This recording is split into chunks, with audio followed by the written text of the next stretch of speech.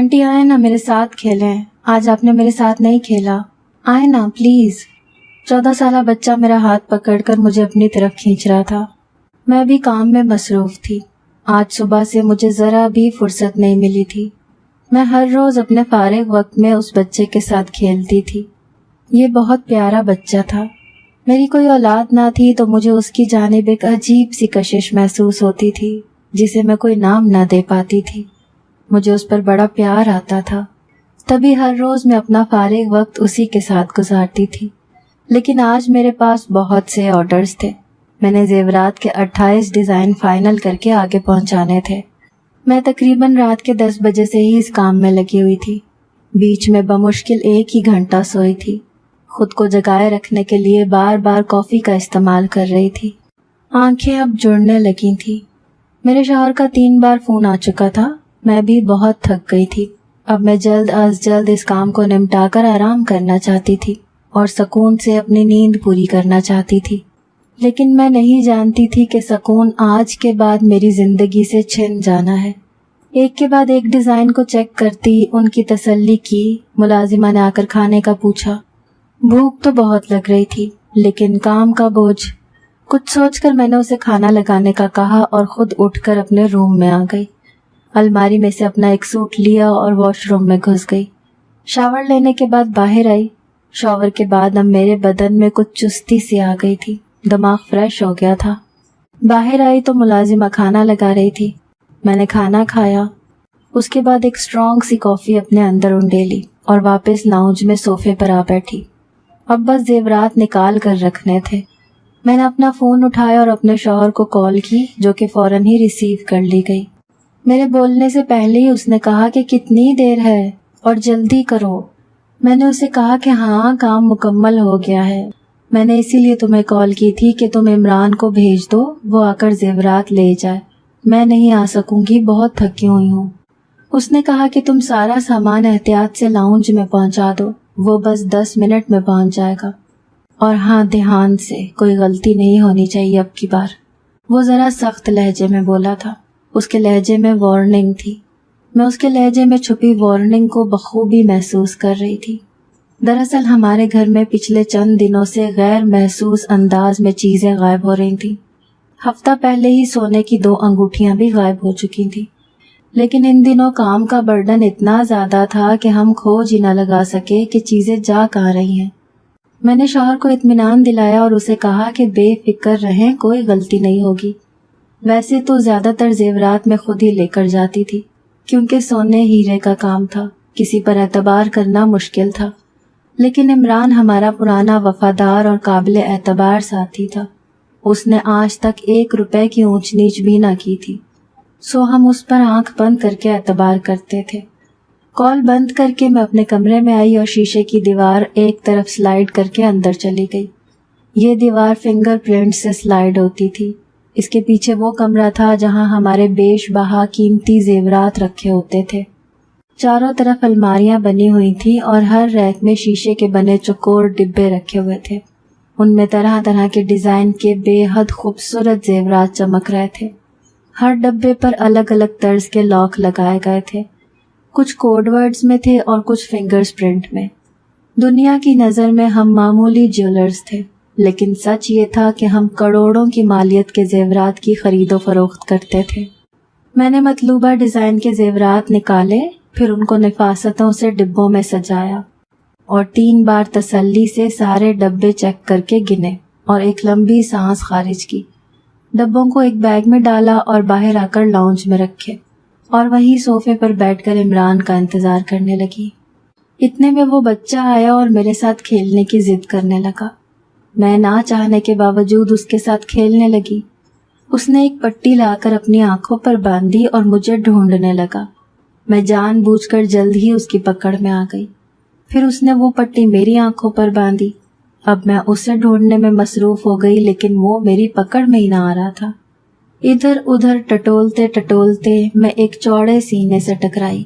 اس سے پہلے کہ میں کچھ سمجھتی، میرے شوہر کے الفاظ میرے کانوں میں پڑے، میں تمہیں طلاق دیتا ہوں۔ اس نے بغیر توقف کیے اگلے دونوں بار بھی یہی الفاظ بڑی آسانی سے اپنی زبان سے ادا کر دیے۔ اس کی زبان ذرا نہ لڑکھڑائی تھی۔ مجھے ایسے لگا جیسے کسی نے میرے کانوں میں سیسا پگھلا کر ڈال دیا ہو۔ میرے شوہر نے ایسا کیوں کیا تھا؟ میں نے جلدی سے اپنی آنکھوں سے پٹی کھولی۔ سامنے کا منظر دیکھ کر میری آنکھیں پھٹی کی پھٹی رہ گئیں۔ مجھے اپنی آنکھوں پر یقین نہیں آ رہا تھا۔ وہ 14 سالہ بچہ اتنی گندی اور نیچ حرکت کیسے کر سکتا ہے؟ کیا میں نے اسے سمجھنے میں کوئی غلطی کر دی تھی؟ وہ ایسا دکھتا تو نہیں تھا۔ اس کی وجہ سے میرا گھر برباد ہو گیا۔ میرے شوہر نے مجھے طلاق دی دی کیونکہ وہ 14 سالہ بچہ میرے ساتھ۔ آدھی رات کا وقت تھا۔ یک بستہ ٹھنڈی خنک ہوا جسم کو چیرتی ہوئی ہڈیوں میں سرایت کیے جا رہی تھی۔ موسم اچانک ہی بدل گیا تھا۔ بجلی کی چمک اور بادلوں کی گڑگڑاہٹ ماحول کو خوفناک بنا رہی تھی۔ وہ اس سب سے بے نیاز چہرے پر چادر لپیٹے تیز تیز قدم اٹھاتی چلتی جا رہی تھی۔ اسے دیکھ کر ایسا لگ رہا تھا جیسے وہ ان راستوں سے بخوبی واقف ہو۔ تبھی تو بنا اندھیرے کی پرواہ کیے وہ ناک کی سیدھ میں چلتی جا رہی تھی۔ کبھی کبھی وہ ٹھٹک کر رک جاتی اور نامحسوس انداز میں آگے پیچھے دیکھتی اور پھر سے سر جھٹک کر چلنا شروع ہو جاتی۔ اس کی رفتار ہر منٹ کے ساتھ تیز ہوتی جا رہی تھی۔ اب وہ شہر کی حدود سے قدرے باہر نکل آئی۔ آگے فصلوں کے بڑے بڑے کھیت تھے جو کہ یہاں موجود گاؤں کا پتہ دے رہی تھی۔ کھیتوں میں فصلیں ہوا کی وجہ سے لہلہا رہی تھیں۔ اس کی رفتار میں اب ٹھہراؤ آ گیا تھا۔ اب اس کے قدموں کی رفتار دھیمی تھی۔ اب مکانوں کا سلسلہ شروع ہو گیا تھا۔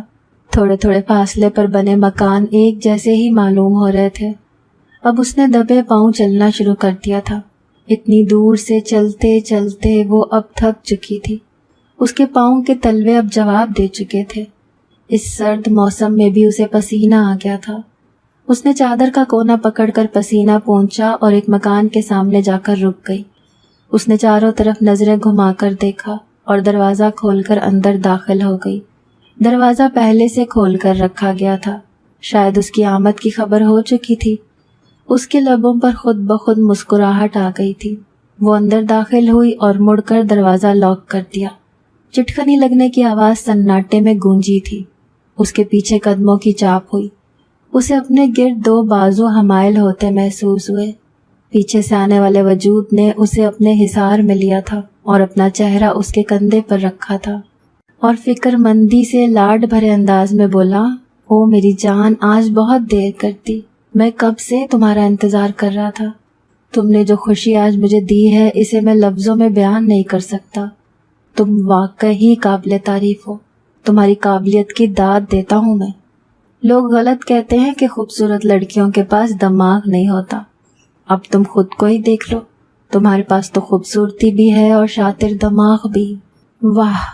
اس نے اب پیچھے ہٹ کر اس کے لیے تالیاں بجائی تھیں اور ساتھ ہی ساتھ وہ اسے ستائشی نظروں سے دیکھ رہا تھا۔ جب سے وہ اس کی زندگی میں آئی تھی اس کی زندگی جیسے جنت بن گئی تھی۔ وہ کیا تھا اور اب کیا سے کیا بن گیا تھا، صرف اور صرف اسی کی وجہ سے۔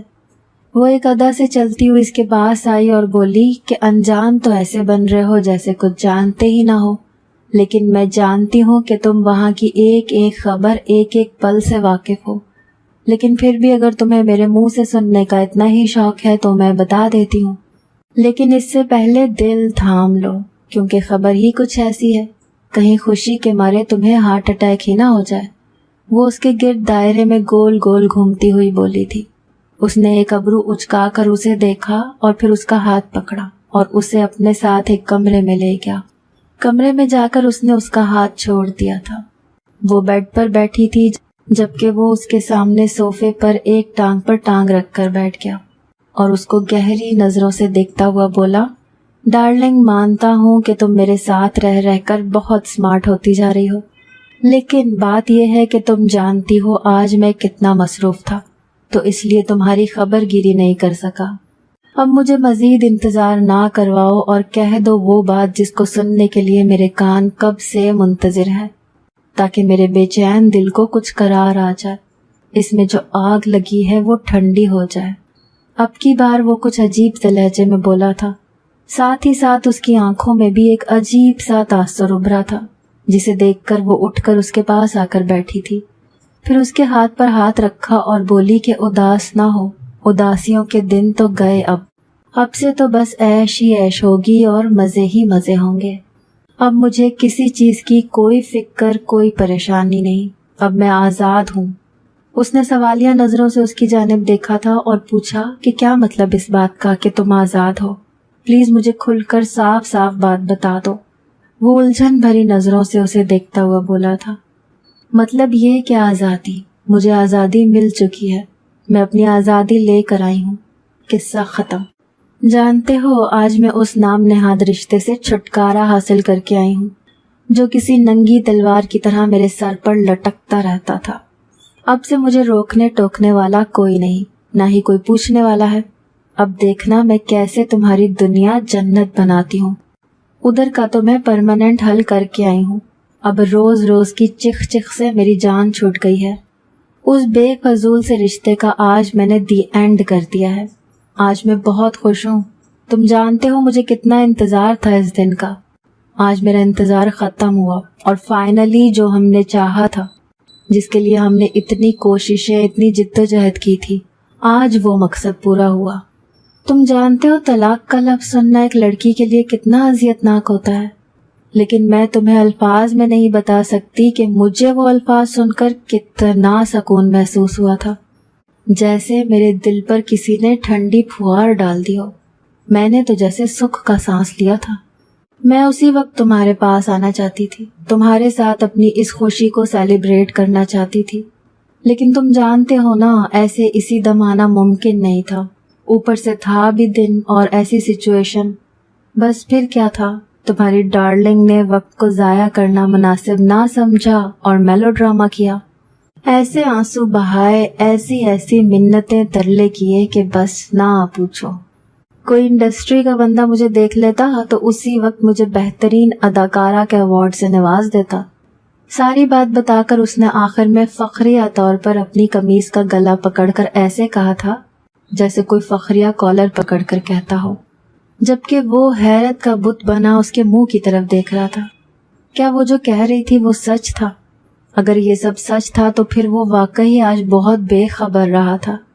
اس نے اپنی حیرت پر قابو پایا اور اس سے پوچھا کہ کیا یہ سب سچ ہے؟ اسے اس پر یقین تو تھا، لیکن نہ جانے پھر کیوں اس نے دوبارہ کنفرم کرنا چاہا تھا۔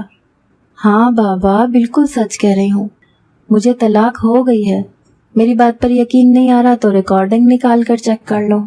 اس کی بات سن کر اس کے بے قرار دل کو واقعی سکون ملا تھا۔ وہ اٹھ کر کھڑا ہوا اور اپنا ہاتھ اس کی جانب بڑھاتے ہوئے بولا، چلو چلیں۔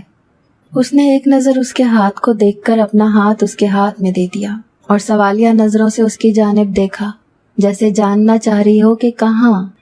وہ اسے ساتھ لیے کمرے سے باہر نکلا اور دوسرے کمرے کے دروازے کے سامنے جا کر کھڑا ہوا اور بولا کہ تم نے بتایا تھا کہ تم خوش ہو، تو سوچا تمہاری اس خوشی کو سیلیبریٹ کروں، اسی لیے بس تھوڑی سی تیاری کی تھی۔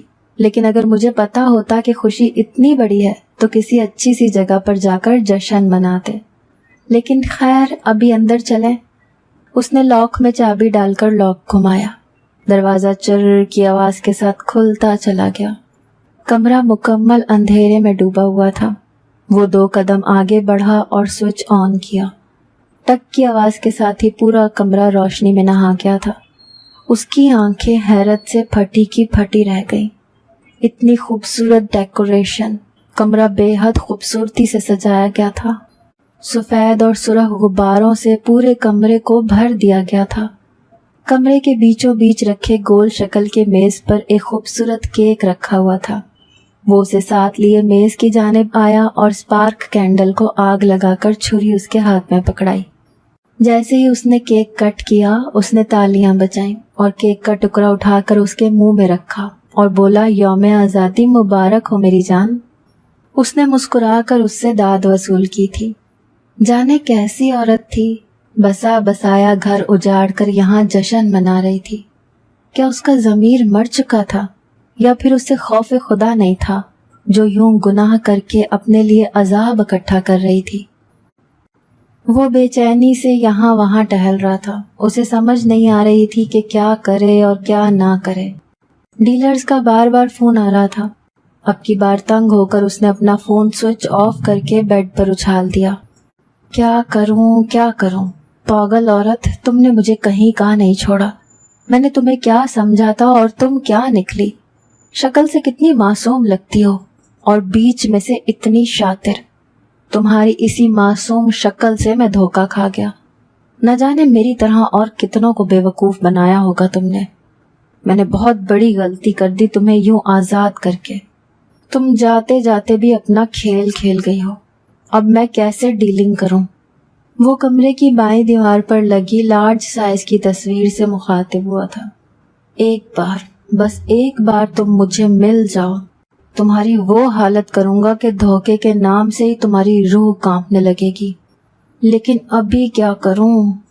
وہ اسے ڈھونڈ ڈھونڈ کر تھک چکا تھا۔ ہر جگہ اسے ڈھونڈ لیا تھا لیکن کہیں سے بھی اس کا کوئی سراغ نہیں مل رہا تھا۔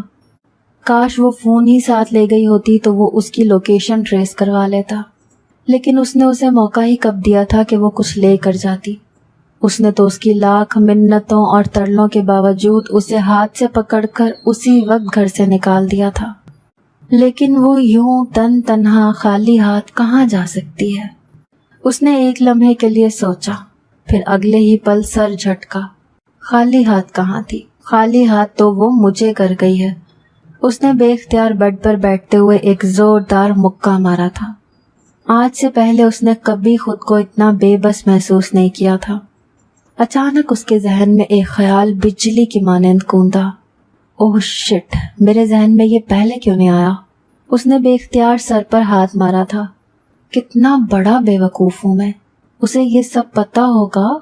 وہ دونوں تو ہر وقت ساتھ ہوتی تھی گھر میں، اسی سے پوچھتا ہوں۔ ویسے بھی اس کی وہ کچھ زیادہ ہی سگی تھی، اسے سب معلوم ہوگا، سب جانتی ہوگی وہ۔ کاش پہلے پوچھ لیا ہوتا تو ابھی تک یوں خوار نہ ہوا ہوتا۔ کہتے ساتھ ہی وہ فوراً سے بیڈ سے اٹھا تھا، اپنا موبائل اٹھایا، پھر واپس سے بیڈ پر چھوڑا اور گھڑی کی جانب مڑا جو اس وقت رات کے 2:30 بجا رہی تھی۔ اس نے ایک پل کو سوچا کہ اس وقت اس کے کمرے میں جانا مناسب ہے، لیکن کچھ سوچ کر چل دیا کیونکہ اسے جلد از جلد اس کا پتہ لگانا تھا، اور اس کا پتہ لگانے کے لیے اس سے بات کرنا نہایت ضروری تھا۔ وہ اپنے کمرے سے نکل کر اس کے کمرے کی جانب بڑھا۔ ابھی وہ اس کے کمرے کی کھڑکی کے پاس ہی پہنچا تھا کہ اچانک ٹھٹک کر رک گیا۔ اندر سے آنے والی آوازیں سن کر اس کا پارا آسمان پر جا پہنچا تھا۔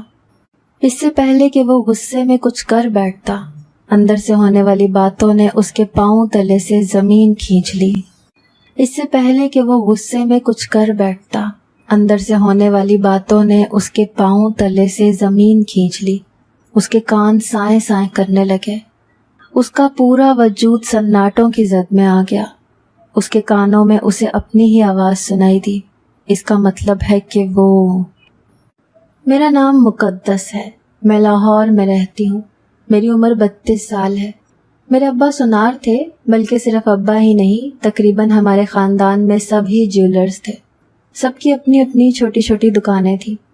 یہ اس وقت کی بات ہے جب میں 22 سال کی ہوئی تو میرے ابا کو میری شادی کی فکر لگ گئی، اور چند ہی مہینوں بعد انہوں نے میری شادی شہر کے مشہور جیولر سے کر دی۔ ظاہر سی بات تھی، جو جس طرز کا ہوتا ہے وہ رشتہ داری بھی اپنے ہی طرز کے لوگوں میں کرتا ہے۔ چودھری نیاز لاہور کا ایک جانا مانا جیولر تھا۔ میرے سسرال کے نام پر صرف یہی 2 لوگ تھے، ایک میرا شوہر اور دوسری میری 18 سالہ نند جو کہ یونیورسٹی کی طالبہ تھی۔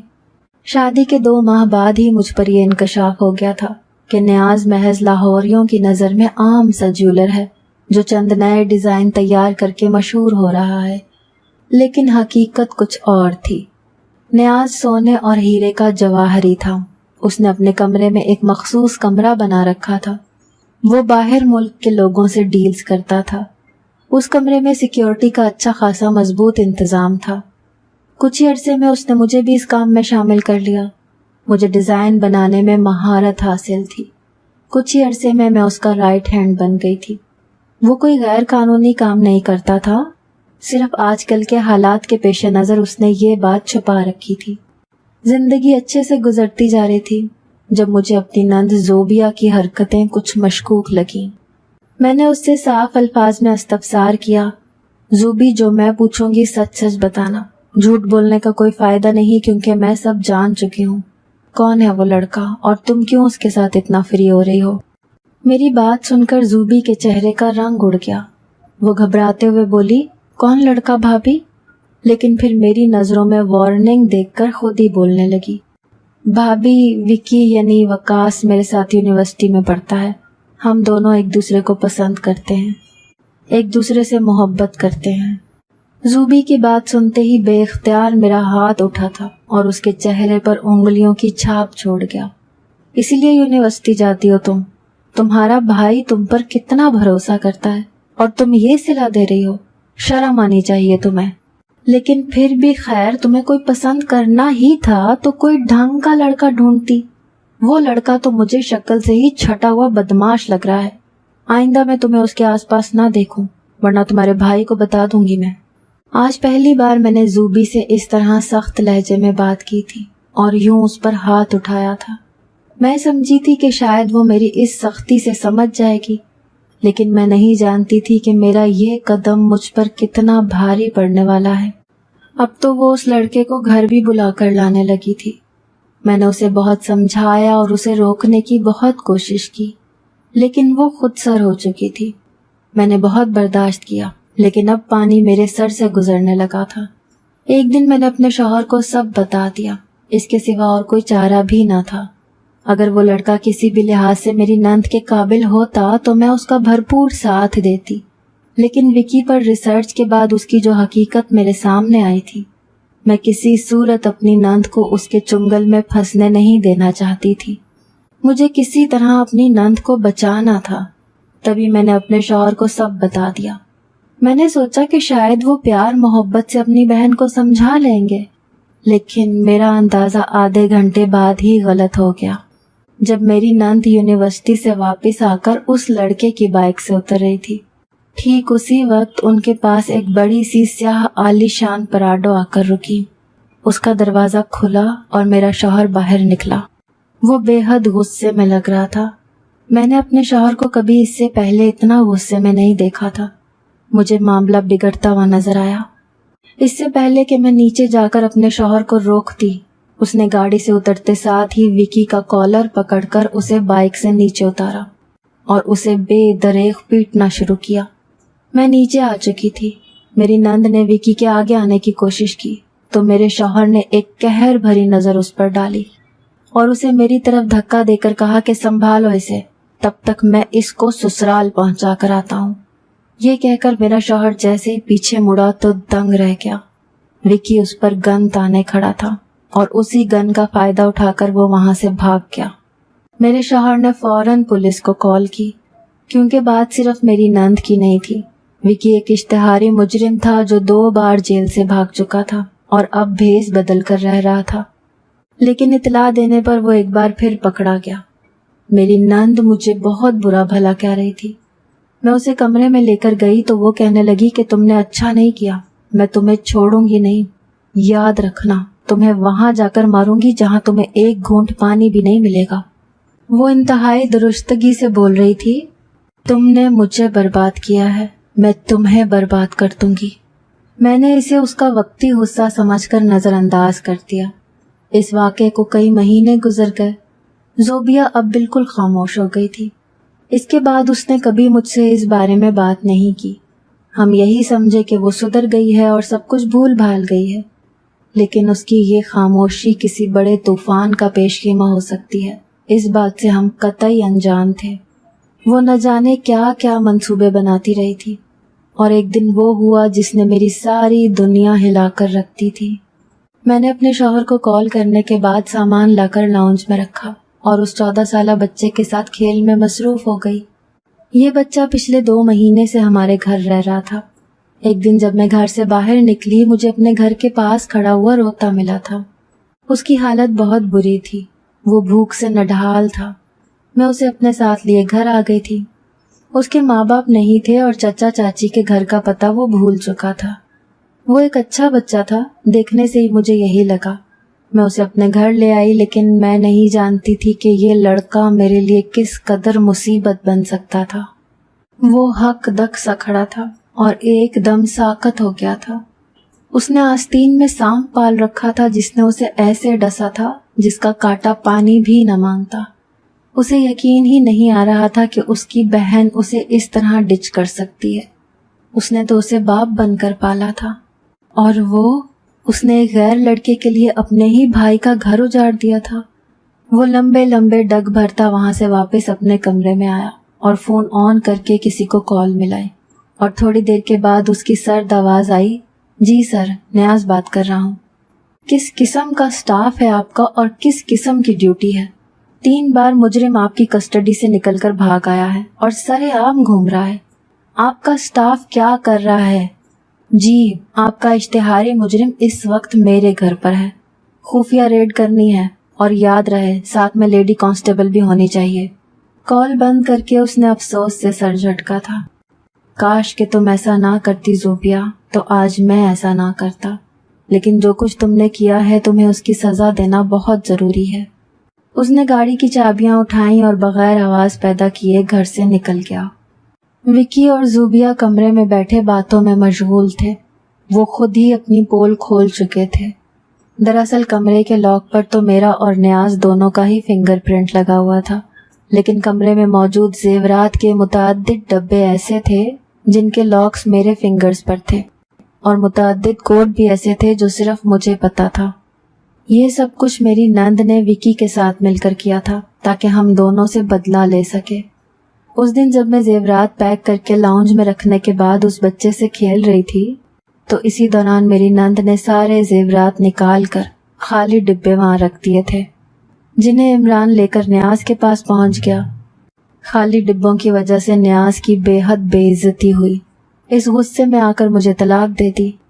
جب میں نے آنکھوں سے پٹی کھولی تو وہی بچہ میرے ساتھ لپٹ کر کھڑا تھا۔ وہ بہت ڈرا سہما سا لگ رہا تھا، اور زوبیا ایک طرف کھڑی تھی۔ اچانک ہی نیاز کے سامنے آئی اور اس کے آگے ہاتھ جوڑ دیے۔ بھائی ایسا نہ کریں، بھابھی کو گھر سے نہ نکالیں۔